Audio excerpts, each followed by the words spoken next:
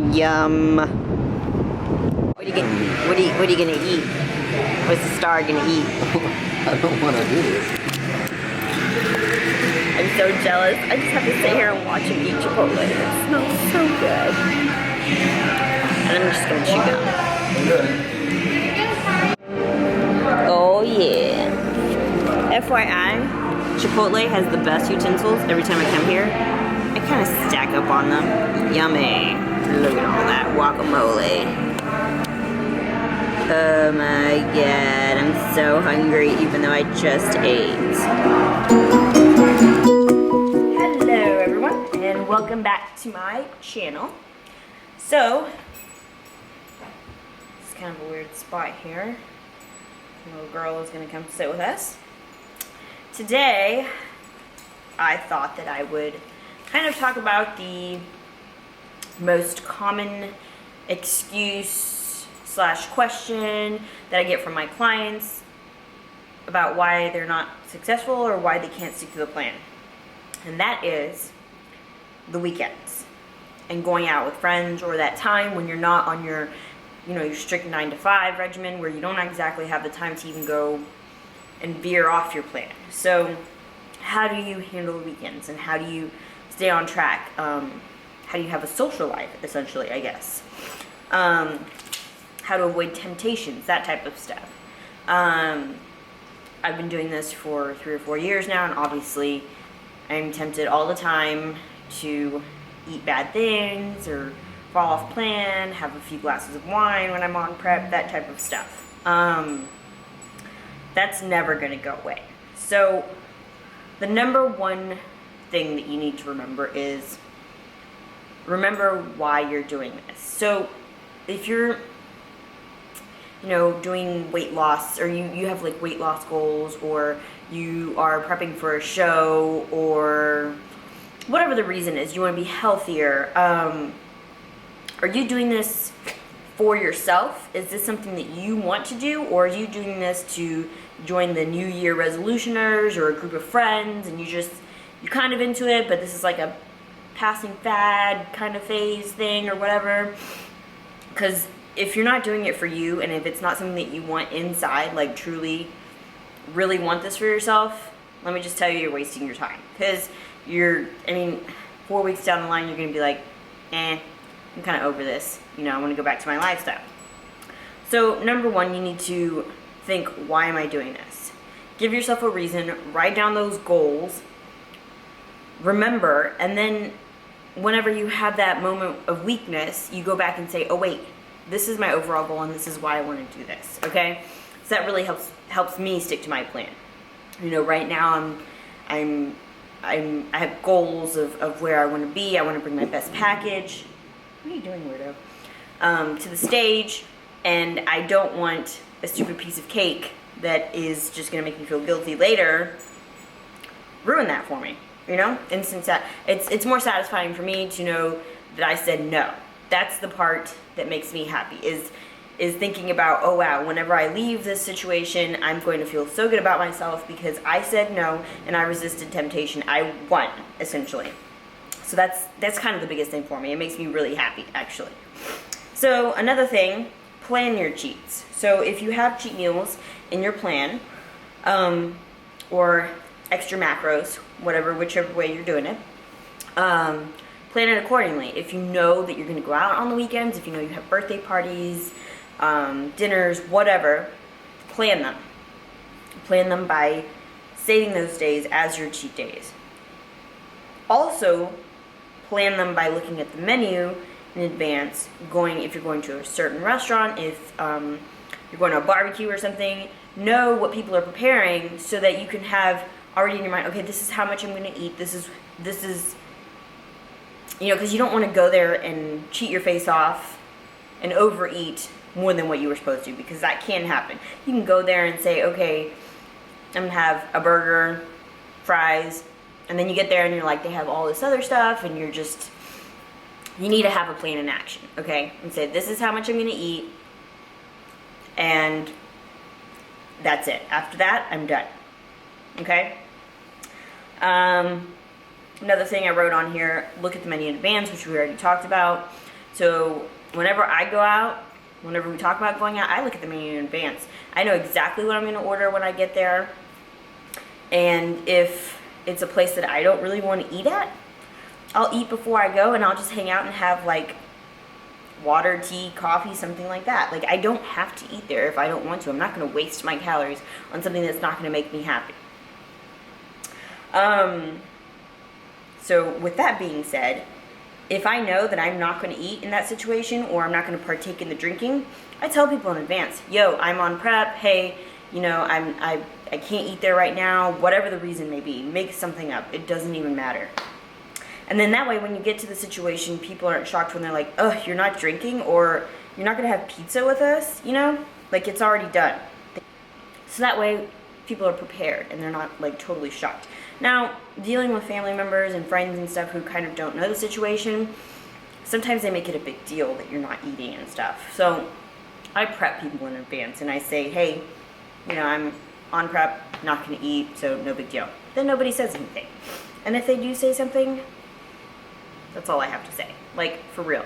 You're just feeling guilty about yourself, and you want me, you feel better if you see me eating it. And I'm not going to eat it because I don't want to. You know what I mean? Okay, so this one has gotten me out of everything. You go to a restaurant, you go somewhere, there's a big group of people, you might only know 2 people, and they know that you're not going to drink or partake in whatever.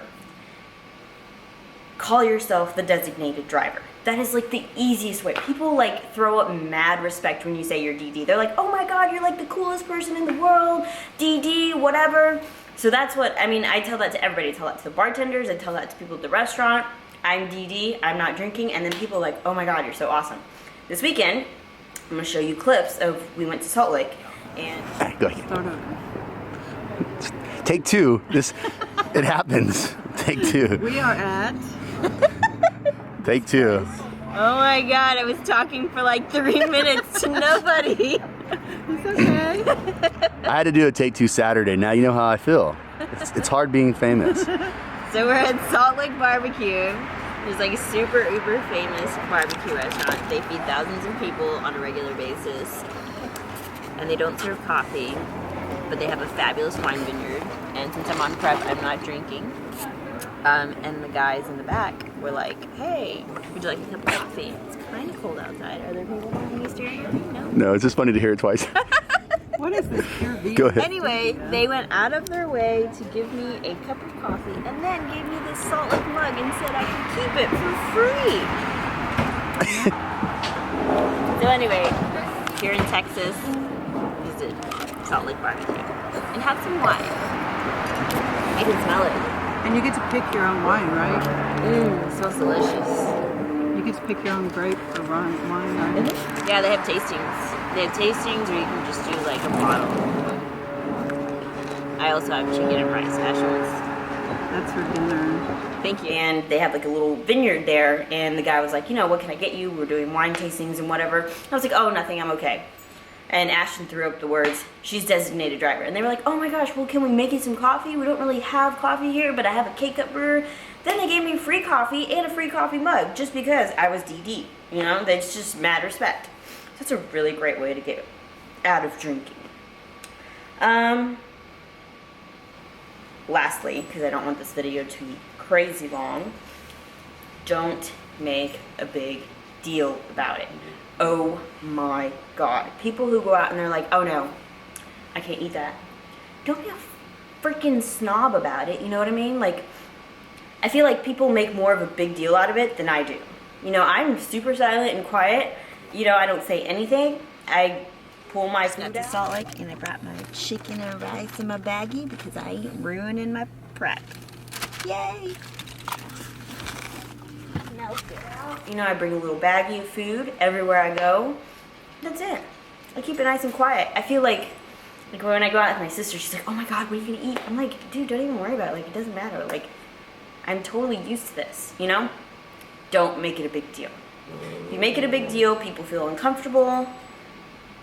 The situation gets awkward.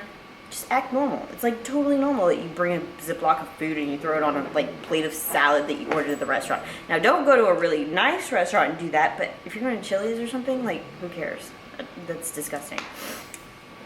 Not that Chili's is disgusting, but like it's not like a super fancy place. Yeah, so don't do that at a super fancy restaurant because they might get mad at you. Allie, stop it. The chefs get offended, whatever. So that's kind of it.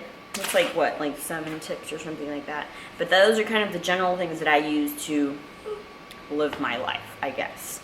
The motivation factor is the biggest one because you have to really want it. If you don't really want it, then you're not going to succeed. It's just like plain and simple. So now I'm going to kind of play some clips of our trip to Salt Lake this weekend, which was like basically a normal weekend. A normal weekend with me is filled with hundreds and hundreds of temptations because Ashton eats whatever he wants on the weekends. That's like he cheats a lot on the weekend. So I go there and I watch him cheat, and you know, I take pictures of the food and it makes me feel good, and I ask him, how does it taste? Is it good? You know? And I mean, that's it. You just get used to it. So anyway, I hope that helped you guys out, and make sure and subscribe so that you guys can keep up with my trip to Australia. Don't forget about that. We are, I think, 64 days away now. Today is Wednesday. Hopefully I have this video up maybe later today or tomorrow. So yeah, thanks for watching.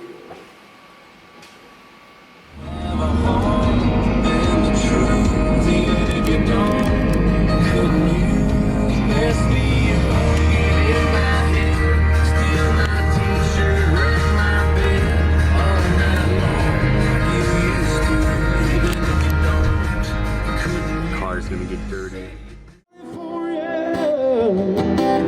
Such a lovely place, such a lovely place, such a lovely place. Living it up at the Hotel California.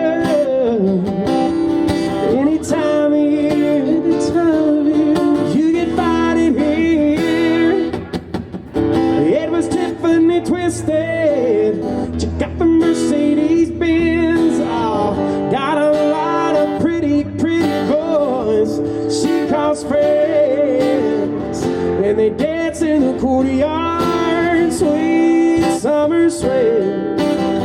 Some dance to remember, some dance to forget. So I called up the captain, please bring me my wine. And he said, we haven't had that spirit here since 1969. What's that over there? What? Over there. Go. Y'all jumping in front of you. Yes. Follow me?